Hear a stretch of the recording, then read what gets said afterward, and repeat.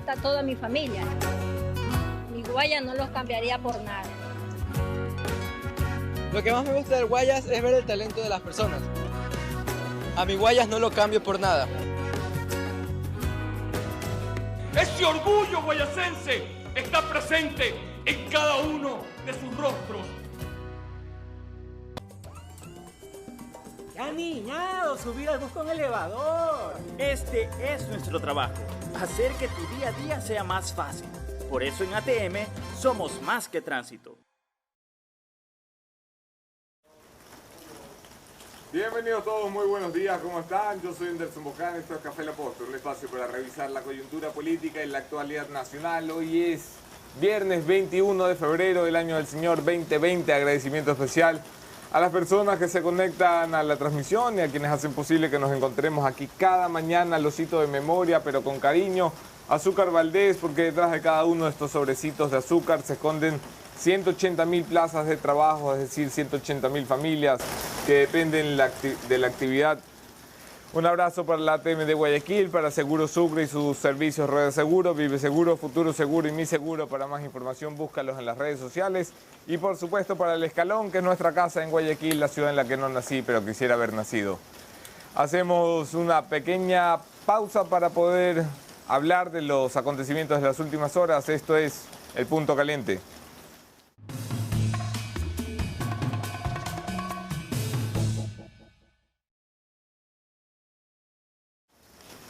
En caliente hay conmoción en Cuenca, publica Diario El Comercio en su portada, primera página, por los ahorcamientos en la prisión del Turi. Yo no sé qué está pasando en las prisiones y no me parece que alguien lo sepa. Recordarán ustedes que el país vivió una crisis del sistema carcelario que obligó a la militarización de las cárceles. Esto es palabras mayores, yo creo que nunca lo terminamos de comprender, pero el concepto de militarizar una cárcel significa que el Estado perdió la capacidad de contener a los delincuentes a los que ha encerrado el sistema de justicia. El nuevo episodio en la cárcel del Turi lo que hace es confirmar que esta es una crisis sistémica, que estos no fueron episodios, que no solamente fue que le cortaron la cabeza a alguien y jugaron como pelota de fútbol con su cabeza decapitada, sino que el sistema está jodido. Y la solución de meter militares y policías era temporal, como se ha visto, se cortaron los episodios de violencia, pero el resurgimiento de estos, a vista y paciencia de la militarización y la Policía Nacional, lo que significa es que hay un sistema jodido y alguien tiene que arreglarlo. ¿Quién? Será el general Edmundo Moncayo, si no me equivoco, el director de la SNAI, porque, caso curioso, una crisis nacional como esta que obliga a la militarización no cuenta con ministros. El SNAI es una cosa independiente, sola, libre como el viento. No hay un ministerio que dé la cara, no hay un ministro que se quiera hacer cargo de una masacre como la que vivimos en las cárceles, pero sobre todo de las posibles soluciones que esto puede tener. Caso Soborno sigue su curso. Ayer había una discusión tremenda iniciada por este medio de comunicación con la publicación de una posible suspensión de un mes del caso Soborno con el viaje de los magistrados Marco Rodríguez y el magistrado ponente Iván León. La Corte Nacional y el Consejo de la Judicatura han tenido reacciones furibundas ante la publicación de la posta, diciendo que es una publicación mentirosa y tergiversada, que para nada se va a suspender el caso y echándose la pelotita. El Consejo de la Judicatura diciendo que es la Corte la que aprueba los viajes, la Corte diciendo que es el Consejo el que aprueba los viajes. Finalmente la Corte Nacional de Justicia, con su representante y cabeza, Paulina Aguirre, ha decidido que nadie viaja. O sea, que las vacaciones pueden esperar, señores, que primero siéntense y terminen de hacer el trabajo y luego se van de vacaciones, como en cualquier trabajo normal. Entonces, el caso Sobornos 2012-2016, o como nos gusta llamarlo en la posta, no miremos a Lenín Moreno que se asusta un poquito. Va a continuar y probablemente llegará a su fin en tiempos previstos, es decir, en el mes de marzo y no en el mes de abril o mayo, como podría postergarlo el viaje que se frenó. Eso sí, mentira no es. Ha publicado ya el documento de la orden, la acción de personal que impedía o interrumpía el trabajo de los jueces, concediéndoles permiso de licencia con sueldo para irse de viaje en mitad de un proceso judicial de palabras mayúsculas para el Ecuador. a ver si la próxima vez que damos marcha atrás en una decisión en la Corte Nacional o en el Consejo de la Judicatura, tenemos los pantalones y la decencia para admitir que sí, que habíamos tomado esa decisión, que era incorrecta y que no pasa nada, damos marcha atrás. Dentro de las buenas noticias, el gobernador del Guayas, Pedro Pablo Duarte, viajó hasta Perú. Este me pareció un gesto lindo por parte de un político, más que lindo, un gesto humano por parte de un político. El gobernador Pedro Pablo Duarte viajó hasta Perú para coordinar y reforzar las acciones de soporte a los familiares de las personas que fallecieron, los hinchas de Barcelona que fallecieron trágicamente esta semana. Es un gesto, no sé si Pedro Pablo Duarte será barcelonista para comenzar, pero un gesto muy humano por parte de un político, preocuparse de una tragedia que había enlutado a un país y sobre todo estar allí con los familiares para encargarse de que se sientan representados por el Estado y que pueden tener a alguien en momentos en los que la cabeza está solo para llorar, alguien que se encargue de los difíciles trámites para poder traer a una persona y rendirle los homenajes póstumos necesarios. Gran trabajo, Pedro Pablo Duarte, en ese sentido. Con esta revisión terminamos en caliente y vamos a centrarnos un poco más allá de la coyuntura para intentar anticiparnos a lo que se convertirá en un tema monótono a partir de mayo, junio de este año, cuando el calendario electoral se anticipe y el gobierno de Lenín Moreno comience a contar su último año de vida. Estamos a 13 meses de que eso suceda, de que termine el gobierno de Lenín Moreno en mayo de 2021, 14 meses, y ya se siente el ambiente de campaña. Para esto es importante poder hablar con una de las fuerzas políticas que ha tenido vaivenes desde la elección de 2017, cuyos resultados presidenciales desconocieron. 2017 y 2018, cuando se convirtieron en una posición férrea del todo no. 2019, cuando firmaron un acuerdo legislativo que los llevó a convertirse en aliados del gobierno nacional. Hablo, por supuesto, del movimiento Creo.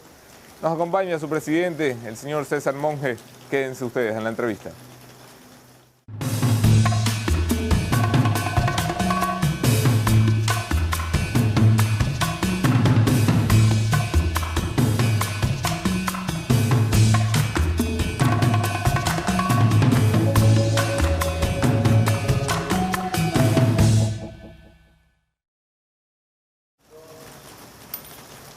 Yo soy Anderson Boján, en todas las redes podemos seguir allí la conversación. Un abrazo especial a quienes comparten nuestros contenidos, los quiero más que si no los comparten. Señor César Monge. ¿Cómo vas, hermano? ¿Cómo estás? Algún tiempo sin conversar. Ah, bueno. Sí. ¿Nos tenías vetados? No. ¿Sabes lo que pasa? Que paso poco tiempo en un solo lugar fijo. Estoy moviéndome siempre por el Ecuador. Estoy recorriendo las 24 provincias, lo que más puedo.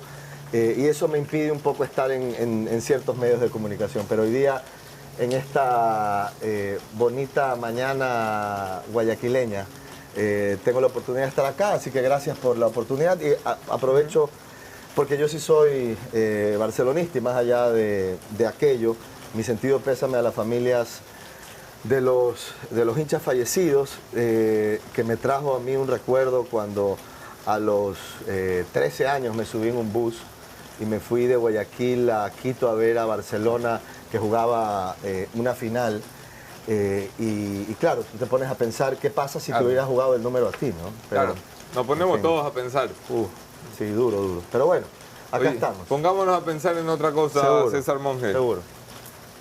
2021 ya arranca. Siempre arranca. Ya arrancó, yo diría. Sí, ya arranca. Sí. Arranca en enero de 2020. Sí. ¿Cuál es el rol de ustedes? Mira, nosotros estamos haciendo, y Guillermo está haciendo, como te decía, fuera de micrófonos, cuando empezamos un poquito a conversar antes que se prendieran las cámaras, me parece que está haciendo lo que tiene que hacer alguien que quiere ser el próximo presidente del Ecuador. Yo soy muy amante, como somos los de cierta generación, de temas de redes sociales. Veo mucho este programa, me gusta, interactúo. Pero la política del contacto, del persona a persona, del territorio, de estar ahí, de ir de puerta a puerta, creo que eso no, por lo menos todavía no tiene reemplazo. Y eso es lo que está haciendo Guillermo. Se levanta el lunes, toma un vehículo, toma un avión, va a una provincia, va a otra provincia, lunes, martes, miércoles, jueves, viernes, regresa, descansa un par de días, retoma el lunes. Yo creo que eso es lo que tiene que hacer alguien que aspira a ser presidente. Ir a los territorios, escuchar a la gente, conversar, conectarse, estar ahí, trabajar, animar, motivar, dar esperanza en un momento difícil, jodido, como el que pasa el Ecuador. Y a mí me da gusto verlo así, ¿no? Me da gusto verlo así y me parece que también es una motivación a todos los que estamos en Creo, que hacemos lo mismo en paralelo en diferentes territorios. 2017 hubo 2 candidatos por la centro-derecha con opciones reales. La señora Cynthia Viteri, hoy alcaldesa de la ciudad de Guayaquil. El señor Guillermo Lasso, nuevamente candidato por Creo para las elecciones, o ha anunciado su candidatura al menos. En ese entonces, Guillermo arrancó en las encuestas muy superior a Cynthia Viteri. Y se decía desde su comando de campaña, el comando de campaña de Creo, que Cynthia era una chimbadora. Esa fue la palabra que escogieron para decir, estamos en la misma tendencia y tu participación lo que está haciendo es partir la votación en un momento en el que la tendencia tenía que ir junta, unida y fuerte. Hoy las encuestas dicen que la opción socialcristiana podría tener mejores condiciones de voto que Guillermo Lasso. Hoy son ustedes los chimbadores. A ver, mira, yo te voy a decir, y yo me responsabilizo por las cosas que yo digo, ¿no? Yo públicamente, en una entrevista, no hubiera utilizado el calificativo de chimbadora hacia Cynthia, que más allá de las diferencias que podamos tener en materia de partidos políticos, en fin, siempre he tenido una buena relación con ella, la considero una persona, no sé si amiga todavía, porque la política te va dejando cicatrices, ¿no? Pero siempre tuve una buena relación con ella, inclusive en alguna época compartíamos un panel de televisión haciendo análisis político. Y yo siempre he creído que todo aquel que quiere participar en una elección tiene derecho a participar. Y luego tú tienes que ver el escenario y hacer lo que tienes que hacer para poder superar a tus contrincantes y ganar una elección. Eso fue lo que hizo Guillermo en la elección anterior y esa es la razón por la cual le ganó a Cynthia. Con todo respeto, porque fue mejor candidato que ella. Ahora, en esta elección que se viene por delante, yo considero que es exactamente igual el mismo análisis. Quienes quieran participar tienen todo el derecho de participar. Nosotros de lo que tenemos que preocuparnos en el movimiento Creo y con Guillermo es en lo que nos estamos preocupando. Guillermo en ser el mejor candidato que pueda ser, recorrer, hablar con la gente, tener buenas propuestas, entender como lo entiende lo que pasa en el Ecuador y plantearle al Ecuador un futuro distinto. Y nosotros desde la organización, desde el movimiento Creo, hacer lo que hemos hecho desde el día que terminó la última elección presidencial, es regresar a la tierra, regresar al campo, estar ahí, trabajar, construir, fortalecer nuestra estructura y llegar fuertes a una elección. Yo lo veo así. A mí no me preocupa mucho, te digo, Anderson, y esto no es soberbia alguna, pero a mí no me preocupa que en una papeleta esté fulano, sutano, mengano. Te lo decía fuera de micrófonos y te lo ratifico aquí. A mí me parecería espectacular, brutal, buenísimo, para fines de tener una campaña muy interesante, que en la papeleta estuviera Nebot, que en la papeleta estuviera Correa, que en la papeleta estuviera Lasso. Porque así es como tú ganas una elección. Cuando tú dices que venga quien sea y ganémosle a quien sea que se ponga en la papeleta. Yo creo en eso. Soy competitivo, eso es lo que me gusta y esa es la actitud que tenemos nosotros. Las encuestas hoy no le son favorables. No son el candidato que arranque en mejores condiciones. Me refiero a Guillermo Lasso en el caso de que se confirme su candidatura en la inscripción oficial. No arranca con las mejores condiciones. Yo sé que me vas a citar 2017, cuando un año antes tampoco eran la opción predilecta. Ustedes esperan, hacia allá voy, ustedes esperan que esto se repita. Que de ser el no candidato predilecto, de pronto los astros se alineen y... No, bueno, los astros, ojalá los astros tuvieran algo que ver con esto. Pero sé por qué lo dices y lo estás diciendo figurativamente. Pero mira, déjame hablarte de encuestas. Y tú sabes que nosotros generalmente utilizamos una encuestadora fuera del Ecuador. Sí. Y en el Ecuador utilizamos otra encuestadora que es, y te lo decía también fuera de cámaras, que es en quien yo personalmente confío, que es Sedatos, en Sedatos Gallup, por una razón, porque nunca nos dijeron lo que nosotros queríamos escuchar en determinado momento.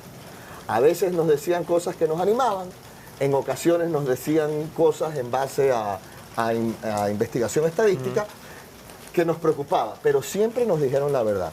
Y además, como tú conoces, Polibio Córdoba fue un tipo a quien figurativamente le pusieron una pistola en la cabeza y le dijeron, en una persecución o tú cambias babosa, y tú cambias tus números, o tú te retractas, o yo te quiebro y te mato, ¿no?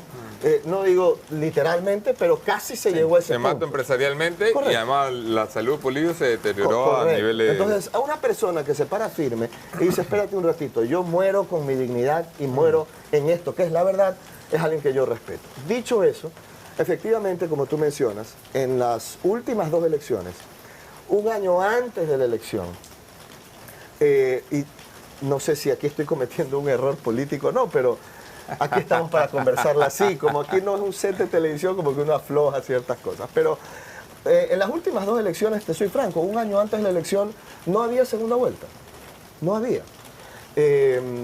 Y eso evidentemente nos preocupaba, pero hermano, nosotros somos gente echada para adelante. A mí me criaron así, arrecho, vamos con todo, tenemos que creer en el proyecto en que estamos y vamos adelante. En la primera elección se logró casi un 25% de la votación y nosotros hubiéramos querido ganar, pero fue un tema importante. En la segunda elección... La primera fue 22 puntos. 23, ¿no? 22, 23, Sí. por eso digo, digamos, recuerdo, sí. un 25% para redondearlo, ¿no? En la segunda elección, 28. se logró pasar a la segunda vuelta, que para nosotros fue importante porque era el crecimiento de un proyecto político y porque nuevamente un año antes no había segunda vuelta. Eso quiere decir que algo bueno debemos haber hecho en esa época para haber logrado esto. Y por supuesto Guillermo hizo muchas cosas muy bien hechas. Los analistas dicen, solamente para Sí. estar en la misma onda, los analistas políticos suelen decir Guillermo Lasso tuvo éxito en el 17 porque representaba el anticorreísmo. Ido Correa, ¿de qué vale el anticorreísmo? Mira, en el 2017 la gente se olvida que la tendencia estuvo dividida. Yo no sé si el Partido Social Cristiano representaba o no el anticorreísmo. Yo no soy quien para analizar lo que ellos planteaban. Nosotros sí planteábamos, y Guillermo sí planteaba, un esquema de país distinto al de Correa, sin lugar a dudas, sin lugar a dudas. De una visión de generación de empleo, de producción, de inversión, distinta a la de Correa. Dicho eso, hoy, llegando al presente, Anderson y amigos que nos están escuchando, ¿qué nos dicen a nosotros? No las encuestas que yo recibo por WhatsApp, que aquí, que no sé qué, que vota acá, que vota allá. Yo he aprendido a ser muy escéptico con esto porque sé que las encuestas... Las encuestas de Vivanco que le pone a Vargas presidente. Mira, las encuestas se utilizan como herramienta política electoral siempre. Esa es la realidad y tú lo sabes. Y la gente que nos está escuchando también ha aprendido a ser escéptica cuando le llega algo por WhatsApp y dice, déjame, ¿y quién hace esto? Y ya la gente se pone técnica, ¿no? Déjame ver cuál es la fuente de la data, déjame ver cuál es el tamaño de la muestra. Dicen cosas que a veces uno se impresiona, especialmente gente que no está en política, ¿no? Dicho eso, lo que las encuestas nos dicen a nosotros en este momento es que si hoy fueran las elecciones, que no lo son, y aquí sí quiero ser muy claro, Guillermo, por primera vez en las últimas 3 elecciones, pues ya estamos en el proceso de la tercera, estaría en segunda vuelta. Y eso para nosotros nos da un ánimo brutal. Quizás la gente no lo entienda mucho porque no ha vivido en esta piel, pero después de 3 elecciones y de haber vivido 2 anteriores, donde un año antes no había segunda vuelta, que hoy yo vea números y diga, Guillermo está en segunda vuelta, es una cosa espectacular. Ahora, Pero ya va, aquí sí déjame hacer una digresión porque las encuestas que yo he visto, no he visto las del encuestador internacional que trabaja con ustedes, pero he visto todas las locales, todas. Y todas tienen distintos números como siempre, pero no distintas posiciones. Todas hablan de un correísmo fortalecido, un movimiento indígena en su mejor momento, una expectativa alta por el lanzamiento no del Partido Social Cristiano, sino de Jaime Nebot, un Guillermo Lasso por encima del candidato de gobierno que sería Otto Sonnenfeld. En ese perfil, todas están. Y lo que te varían son los resultados, Mira, ¿no? De cuánto por ciento de intención de voto.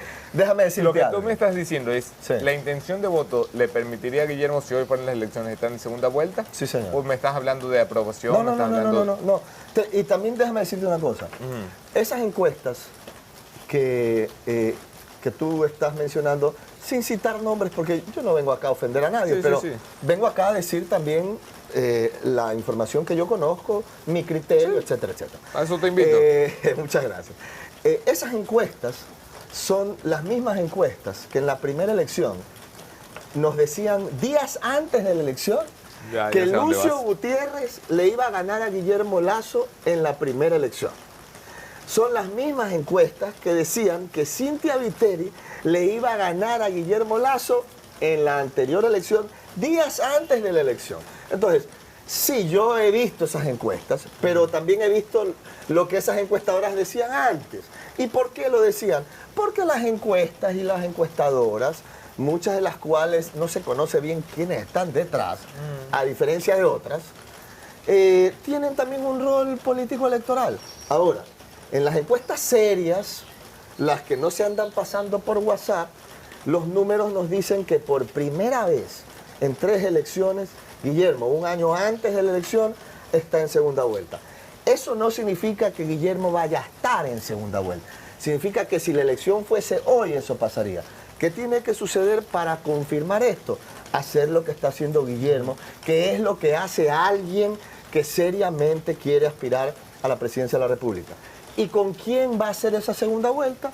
Efectivamente, esa segunda vuelta va a ser la repetición, si hoy fueran las elecciones, de lo que pasó en el 2017. El candidato Correa o el candidato correísta, digamos, Ok. contra la alternativa de Guillermo Lasso, creo, y de muchas organizaciones sociales y políticas Vamos con a ir quienes ya hablando. estamos trabajando. Vamos a ir hablando de eso. Contigo es imposible ser concreto, viejo. ¿Les va a pasar factura el acuerdo legislativo? Es algo que se escucha mucho dentro de los que fueron parte de Sí. Creo y ya no lo son. Sí. Te cito Fabricio Villamar, te cito Lourdes Cuesta, te cito May Montaño, todos los que han salido de Creo en algún momento o los que dentro de Creo han sido expulsados como Roberto Gómez, creen que su decisión de ser aliados de gobierno en la Asamblea les va a pasar una factura política enorme. ¿Tú también lo crees?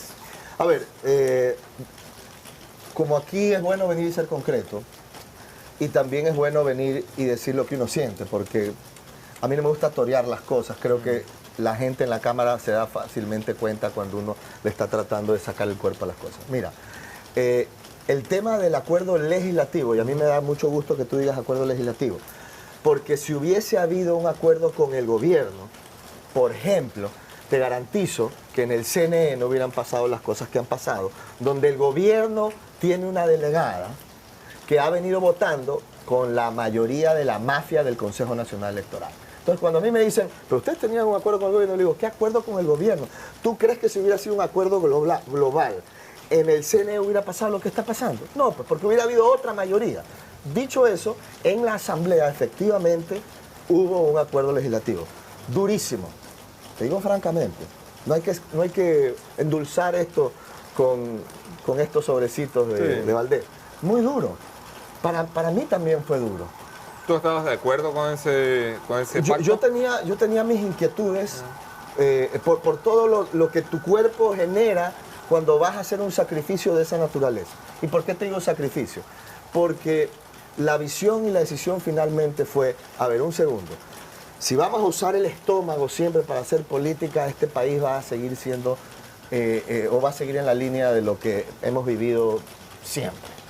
Tratemos de hacer política dejando un poco a un lado el estómago y pensemos cuáles son las cosas que podemos llevar adelante para bien del país desde la Asamblea, haciendo un acuerdo con 4 bancadas, porque eso también es importante mencionar, con 4 bancadas. Pero ¿sabes qué? Dejémoslo por escrito. ¿Cuáles son las cosas que a nosotros nos importan? Entre ellas, el punto 9, lucha contra la Ya, corrupción. yo entiendo, pero como se lo dije al jefe de bloque, creo, Luis Pachala, Sí. de los 10 puntos sabe que le dieron, ¿no? Yuca, Mira, nada. yo no voy a venir aquí a decirte, no, ese acuerdo resultó... hubieron cosas que sí funcionaron.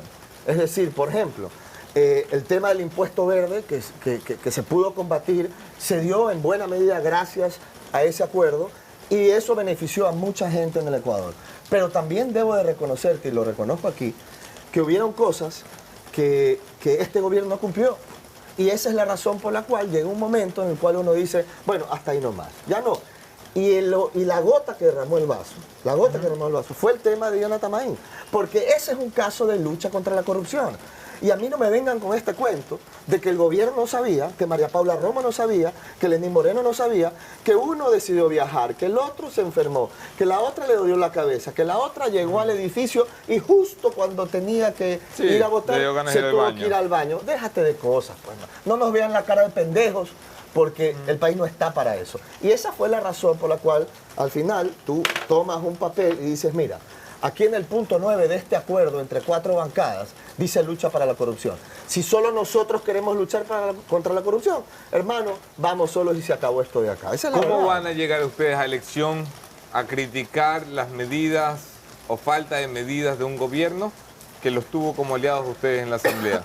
¿Cómo van a criticar ustedes que no tengamos reforma laboral si ustedes fueron parte de la mayoría y no lo lograron? ¿Cómo van a criticar ustedes las mamarrachadas que nos pasaron de ley con carácter económico urgente, que servían para mucho debate y para pocas soluciones si eran ustedes parte de la mayoría que lo aprobaron? ¿Cómo van a defender ustedes menos impuestos si aprobaron impuestos en la Asamblea? ¿Cómo van a sostener un discurso que es hoy incompatible con lo que han hecho? Qué ráfaga, la tuya, hermano.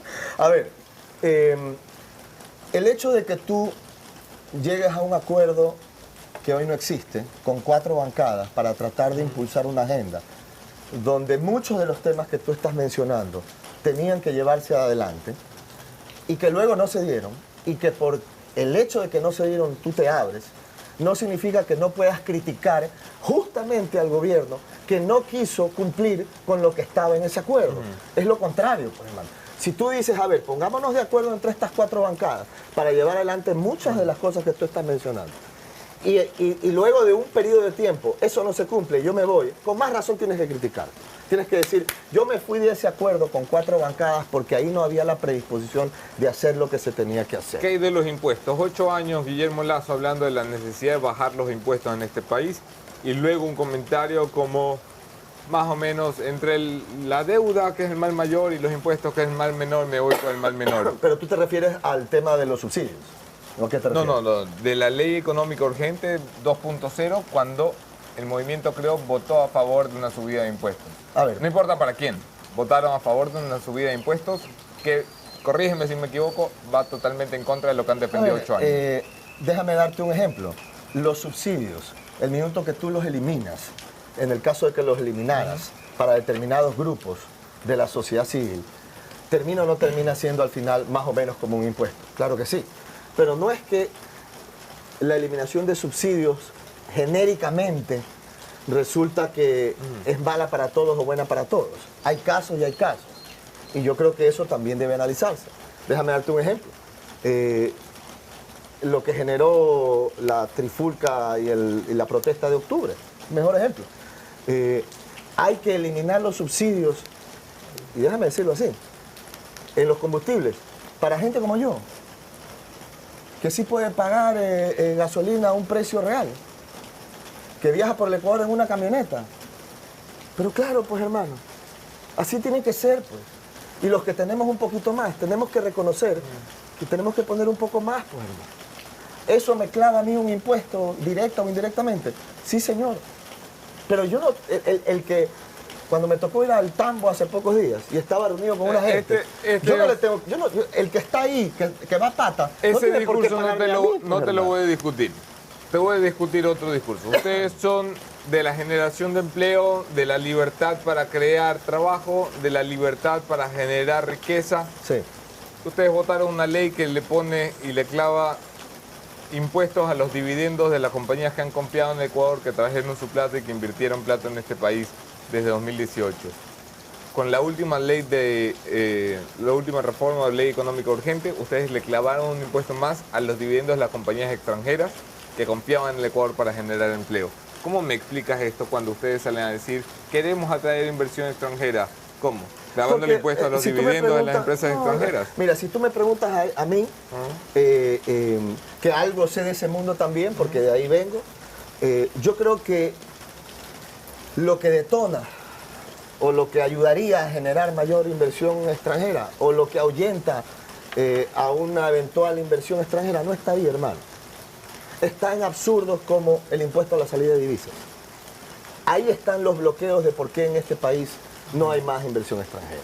Y eso sí es algo con lo cual no solamente nosotros hemos luchado, nosotros hemos insistido, sino que Guillermo en la campaña lo firmó. Dijo, todos estos impuestos van a eliminarse. Ahí está el kit del asunto. Ahí es donde deberíamos ir. Y ahí no hemos ido todavía. Ahí vamos a ir cuando Guillermo sea presidente. ¿Cómo está internamente el movimiento? Te lo pregunto porque yo soy muy preguntón, como sabes. Y Como debe cuando consulto por tu figura es amor-odio dentro de Creo. Hay gente que dice Guillermo debería escoger entre Carondelet y César Monge. Ah, caramba. Hay gente que cree que tú eres un punto de conflicto importante dentro del partido. ¿A qué se debe? ¿Qué es lo que pasa? Bueno, alguien tiene que tomar las decisiones duras en una organización. Y yo no le esquivo nunca el cuerpo a las decisiones duras. Y las decisiones duras dejan heridas. Y dejan heridas en mucha gente que tiene aspiraciones. Y muchas veces esas aspiraciones no se cumplen. Esa es la realidad. Y a mí me toca ir a cada rincón del país a dar la cara. Y siempre lo hago. No le esquivo nunca el cuerpo a nada. Porque así me criaron a mí, así soy yo. Ahora, a mí me gusta analizar las cosas, como vengo del mundo empresarial, con números reales. Concretos, porque los números no son subjetivos, los números son reales. Aquí hay una organización política que tiene 8 años de vida, joven, Sí. joven. 9 ya. ¿No? Digamos que nacimos en el 2012, estamos en 2020, ahí está el resultado. Es una organización joven que en poco tiempo pasó de nada a obtener casi un cuarto de la votación del Ecuador. Luego, y si vemos la tendencia de crecimiento de una organización política, pasamos de ese resultado a subir la votación y pasar a la segunda vuelta. Eso quiere decir crecimiento de la organización. En la primera elección seccional obtuvimos 16 autoridades.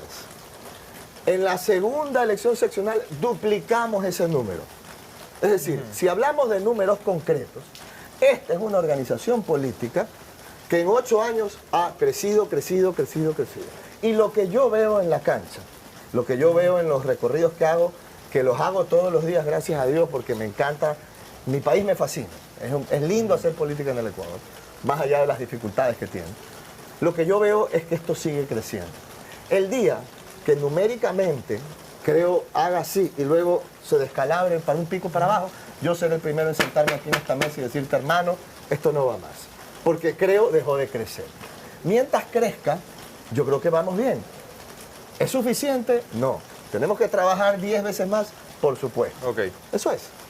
CNE ha sido muy crítico, te he escuchado en otras entrevistas Sí. hablando de la necesidad de cambiar el CNE, era una de las prioridades del movimiento que se vino abajo con el juicio político archivado por la Comisión de Fiscalización. Aquí pregunta directa y luego avanzamos. ¿Confías en el CNE actual para dirigir la elección próxima? Habla serio. ¿Sí o no, viejo?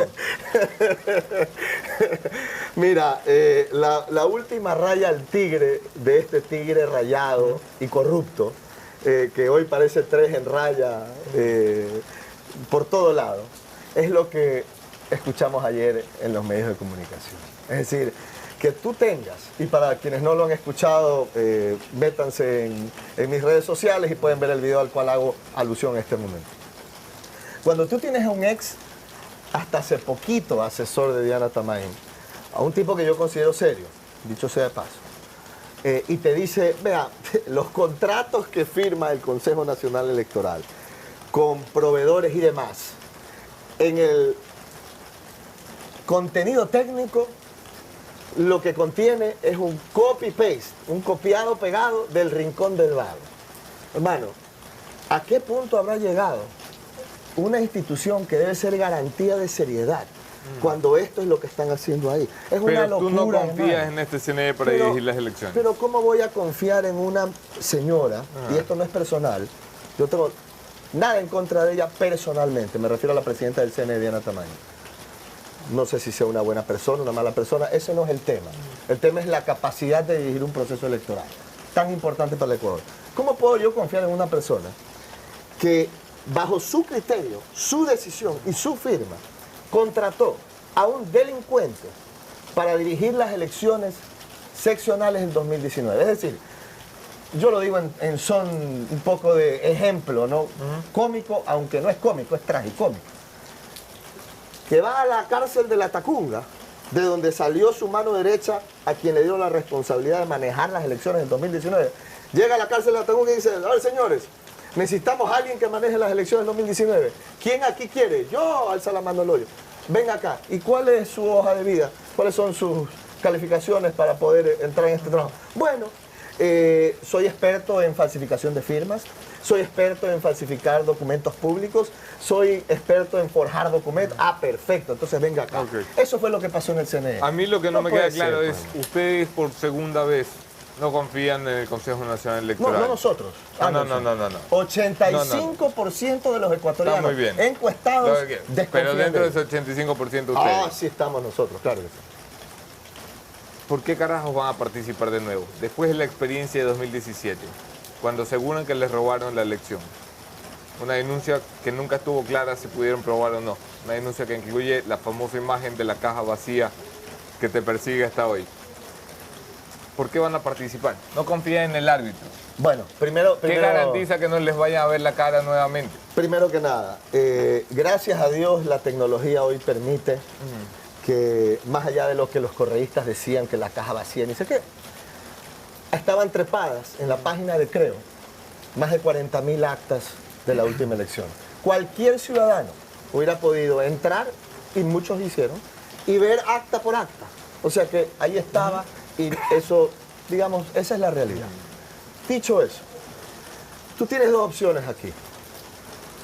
Tienes la opción que algunos políticos han decidido hacer en el pasado, y decidieron en el pasado, que era, no, mira, esto de entrar contra Correa es una locura, pero si controla todo, Fiscalía, Contraloría, Consejo Nacional Electoral, esto, el otro, no se metan ahorita en política. Esto nos decían a nosotros.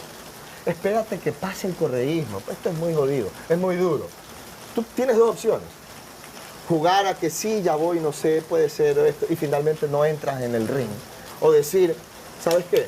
Todo lo contrario, pues, Anderson. Si en un momento de incertidumbre, de crisis económica, donde el país está complicado, ahí es donde tú tienes que luchar. No cuando te ponen una alfombra roja y te dicen, pase, por favor, no sea malito, como hacía doña Florinda con el profesor Girafales. Eso no existe en la vida. Las cosas... Y las cosas que valen la pena son las cosas que se luchan. Tú lo has vivido como periodista. El control electoral del 17... Solamente termino diciéndote esto. Si nos metimos cuando Correa lo controlaba todo y tenía una mafia enquistada en todo, ¿cómo no vamos a participar hoy con esta crisis económica que necesita alguien como Guillermo, que genere empleo y que sepa administrar lo público, a pesar de que hay una mafia ahí contra la cual vamos a combatir? Si ya ganamos antes, tenemos que ganar ahora. ¿El control electoral del 17 falló? Decir que el control electoral del 2017 falló sería equivalente a decir que todos los controles electorales en Venezuela, país que tú conoces muy bien, durante todas las elecciones siempre han fallado. Puedes argumentar que eso es cierto. También puedes argumentar otra cosa. Puedes argumentar y decir, es que no importa que en Venezuela metan un supercontrol electoral, porque al final el Estado lo controla todo y lo decide todo. Aquí en el 2017 sucedió aquello. Tú podías tener 350.000 controles electorales, pero ¿quién era el árbitro del partido? El que pitaba en tu contra. Pues el árbitro del partido luego fue condecorado por el presidente de un partido. Esto no tiene lógica. Ahora, hoy el escenario es diferente. Para empezar, hoy tú tienes una opinión pública, Anderson, y yo le quiero agradecer a toda la gente que ve este programa, que escribe, que lucha, y le quiero agradecer a la gente que no es de Creo, porque esto que te voy a contar no es movido por Creo, que voluntariamente van a salir el 28 de febrero en Quito, en Guayaquil, a hacer una primera manifestación o plantón público. Quizás en un grupo no tan enorme, pero así se va construyendo. Yo les agradezco a ellos. ¿Un Para que la plantón gente público vea para que qué? un plantón para reclamar sobre esta barbaridad que se llama CNE, porque no podemos ir a la próxima elección en manos de mafiosos y de corruptos. Ahora, ¿Qué posibilidades de cambio hay? Perdieron la oportunidad de juicio político.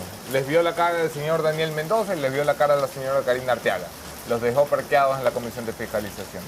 ¿Van a estar llorando de aquí hasta mayo del próximo año con que el Consejo Nacional Electoral no sirve? ¿O hay algo que puedan hacer políticamente? a ver, la verdad es que no me ha tocado llorar hasta ahora por temas del Consejo Nacional Electoral. Espero que nunca... No ha llorado me por suceda. Atamaín todavía. No. Y no creo que vaya a llorar, te digo francamente. Pero primero déjame decirte algo escuchando lo que me acabas de mencionar. Yo no creo que estas personas del gobierno le vieron la cara a Creo. Porque cuando tú tienes el 85% de los ciudadanos diciendo cambien esta mafia, el gobierno nacional, hay que decirlo así, Lenín Moreno y la señora Romo, con sus asambleístas, y que no nos vengan a decir que, uy, se nos escapó, no sabía. No, eso ni el más estúpido de los estúpidos se lo cree en este país. A quienes le dieron la cara a ellos fueron a los ecuatorianos, no a Creo. Porque nosotros no es que estamos solos en esto, pues, hermano. Hermano, yo acabo de tener una reunión con 14 organizaciones políticas de nivel provincial, cantonal y parroquial. Y todos tienen la misma preocupación que nosotros. Quizás no tienen este micrófono y esta exposición que gracias a tu invitación tengo yo, pero piensan igual. Entonces, esta gente le vio la cara, no a Creo, le vio la cara a los ecuatorianos, que repudiaron cómo la salvaron a esta señora que debió haber sido censurada.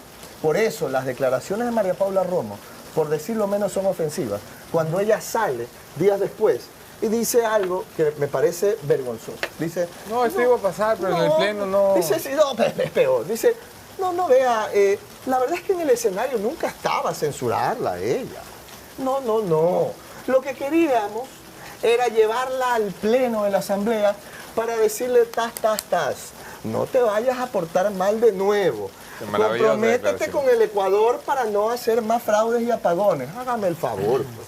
Ahí está, pues, desnudado de cuerpo entero, la verdadera intención y lineamiento de este gobierno.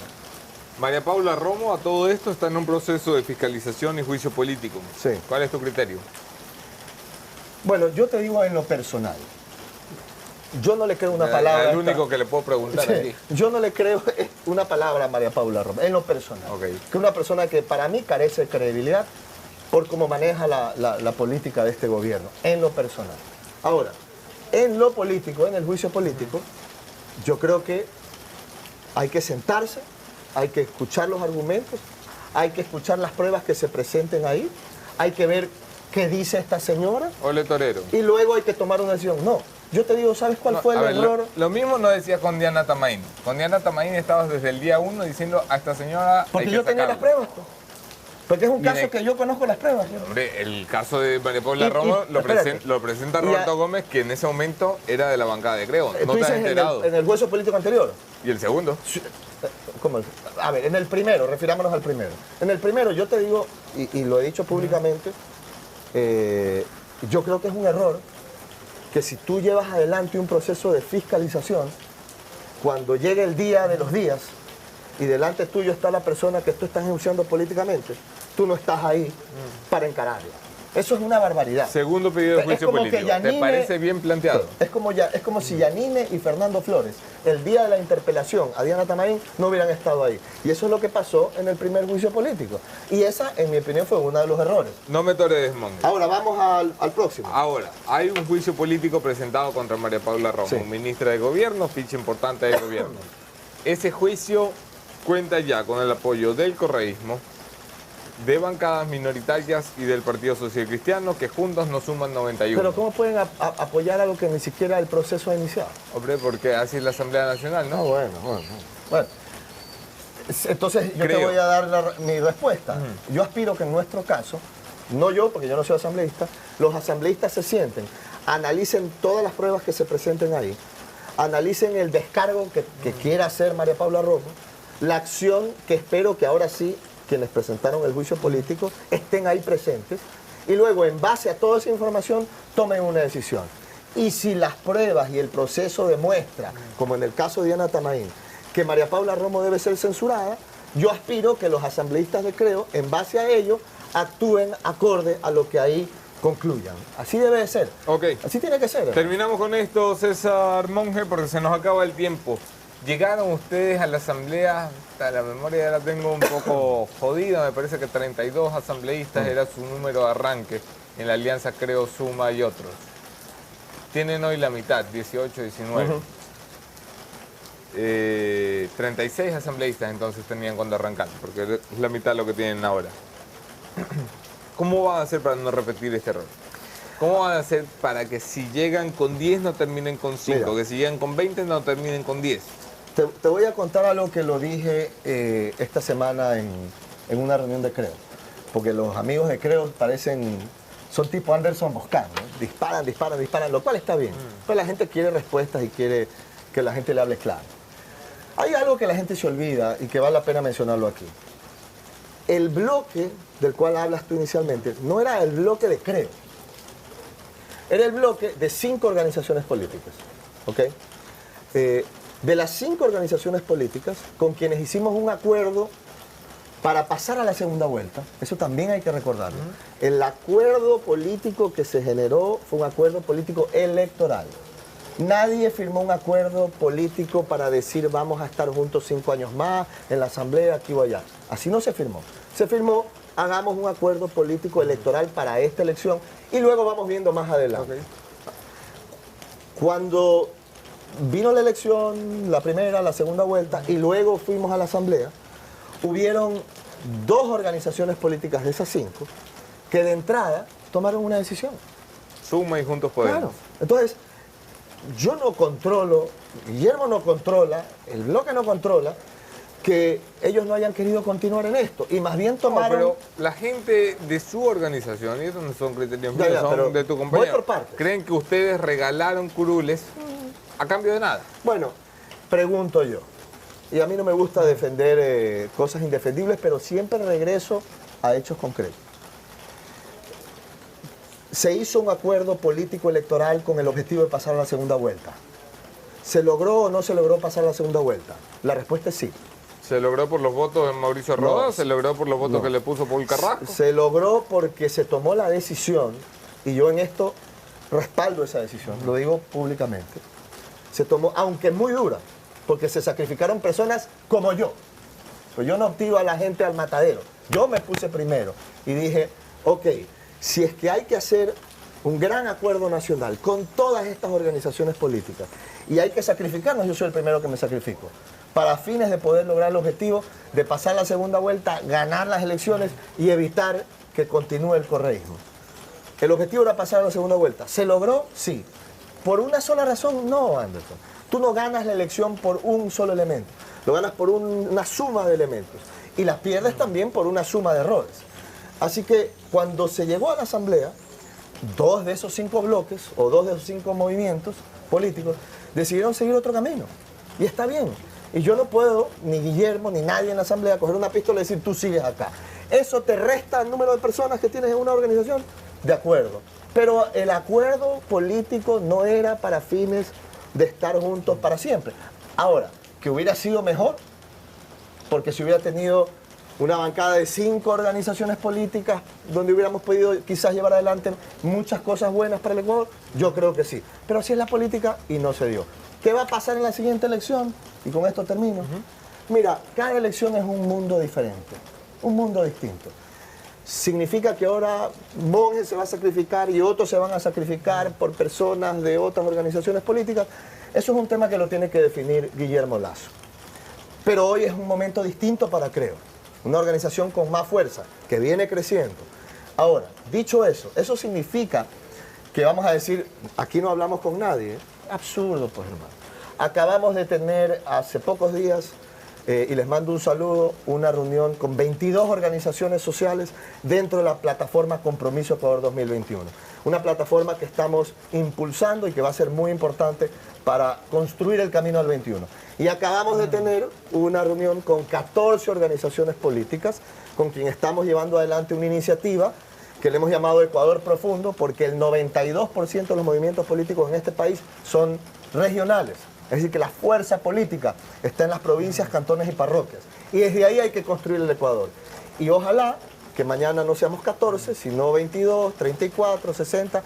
Y eso es parte de la política también. Terminamos con esto. César Monge, Gracias, hermano. ¿cuál es la expectativa que tienes? La expectativa que tengo yo. La primera era salir bien de esta entrevista, salir vivo. Hermano.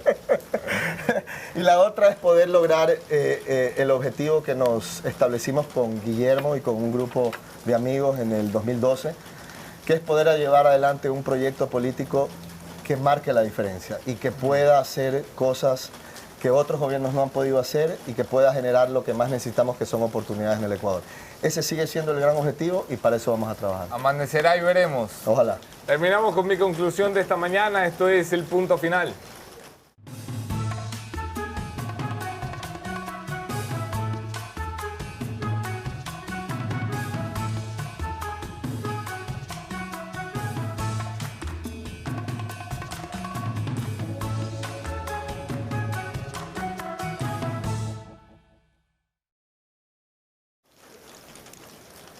El Ecuador atraviesa desde hace rato una crisis de institucionalidad, pero es importante pararse a mirarla porque hay muchos que la creen superada.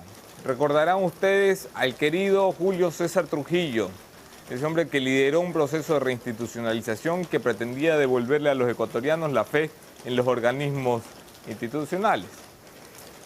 El trujillismo está en veremos.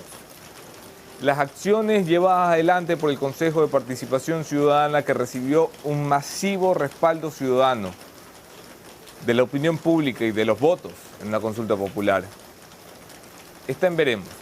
Y está en veremos por algunas instituciones. A la cabeza el Consejo Nacional Electoral, que yo no sé, si 5 señores no pueden aprobar un presupuesto, ¿cómo van a hacer para ponerse de acuerdo para contar votos?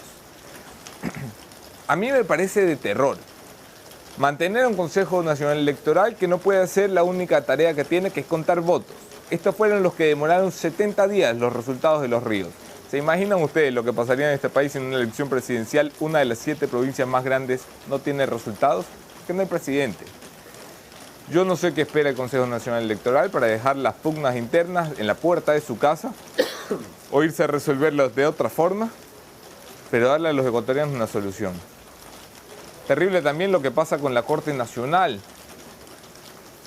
Su falta de comunicación, su falta de mostrar principios sólidos, su doble estándar para hacerse hoy los independientes cuando estuvieron arrodillados 12 años, cuando estuvieron callados por una década y hoy sí tienen voz para reclamar por sus derechos, por sus principios, por sus obligaciones. Crisis también la del Consejo de la Judicatura, que ha perdido el ritmo, que había prometido una reforma integral del sistema de justicia y se ha quedado en ruedas de prensa y entrevistas. Que vive el mismo escándalo que vive el Consejo Nacional Electoral, una pugna y división interna, solamente que no es tan publicitado como el otro. La crisis institucional ha llegado incluso a Contraloría, donde Pablo Celi va a tener que ver su trabajo a prueba en un caso como Singue, donde los que entienden de derecho y me explican un poquito me aseguran que no hay caso, que el caso está manchado desde el informe de Contraloría por un intento de perseguir a Jorge Glass. Con esta institucionalidad que responde a las coyunturas, que responde al según quién, que responde al enemigo de mi nuevo amigo, es muy difícil que la tarea que quiso hacer Julio César Trujillo se mantenga en pie. Aquí nos vemos el lunes, no, el martes, miércoles. Tenemos feriado largo, me voy con mi familia. Bueno, con mi esposa. A buscar el varón. No, mentira. Aquí nos vemos el miércoles, otro tema, otro entrevistado, mismo entrevistador.